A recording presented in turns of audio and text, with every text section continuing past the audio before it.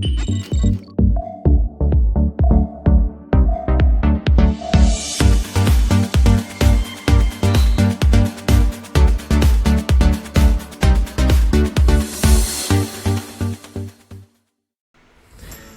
everyone, this is Zero Prime and welcome back to another episode of Zero Review, a series in which I look back on the games I played on my channel and I give you my honest thoughts and opinions on said gameplay. And on today's episode I'll be talking about a, well, I guess you could say it's a spin-off from the Devil May Cry series, but it's also one of those like, oh, what was it from that one Disney movie? Oh, we don't ever talk about Pablo.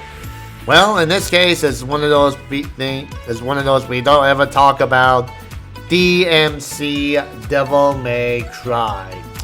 Now, first off, this is not really part of the Devil May Cry well, not part of it like the 1, 2, 3, 4, and 5, as this is its own spin-off, and also where Capcom tried to figure out like, hey, you know, we have Devil May Cry, why don't we try to do something different? And it kind of failed miserably. Now, to me, you know, the gameplay wise, it's not that bad, but the story wise and the characters for what they did for this version of Devil May Cry, it just doesn't really match well per se, because it's kind of like they took the first Devil May Cry game and they tried to make Dante more edgy, more high schoolish type of person, and they made Mundus seem to be more into the corrupted political side of things to control the world and all that stuff. Although one unique thing about that is, instead of the, you know, in the main franchise that Dante and Virgil are being half human, half demon, in DMC rather Dante and Virgil are half human, half angels, which makes the classic formula for the Nephilim. Which is kind of interesting in this aspect, because in the main franchise of the Devil May Cry, there was no real mention about angels or anything of that sort. It's always just been of demons.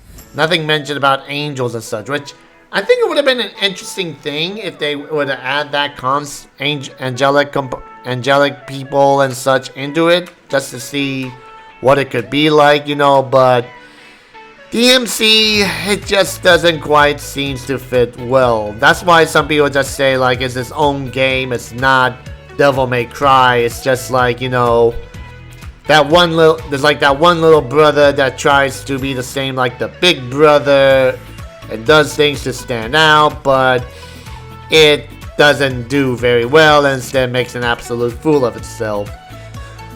But like I said, gameplay wise and by itself, it's not really a bad game. It plays the same as, you know, like Devil May Cry, where, you know, you hack and slash enemies and styles and all that stuff. But it's also missing a uniqueness where basically it doesn't have like, you know, the devil arms, which is like its own weaponry and such. I mean, you get like weapons and power-ups, but it doesn't quite feel the same as finding like, you know, the demons to get their powers and such. And yeah, I already mentioned about the story as well, so so to me, it's not a bad game. It just could have been a lot better, and it just kind of fell flat with, you know, trying to like, you know what, we're taking this, you know, popular series, let's try something new with it. What the hell did we do? Type of deal. So if you're a fan of Devil May Cry, the actual Devil May Cry series, yeah, you might, you know, give this a try just to see what was wrong with it. But then I realized you might say, this is not my Devil May Cry game. But yeah, it's not a bad game per se, but it just could have been a lot better, especially with the story and character wise. But yeah, that's all I have to say for that. So In any case, guys, thank you for watching, and make sure you leave a comment below, subscribe for more video update, share this on your Facebook, Twitter, Tumblr, and all other social medias, and don't forget to hit the like button to help out the channel, and to turn on the notification bell to stay up to date on my channel. And if you guys want to help me out in some shape or form, I do have a Patreon account down below. And as usual, guys, thank you for watching, and have a pleasant day. Bye-bye.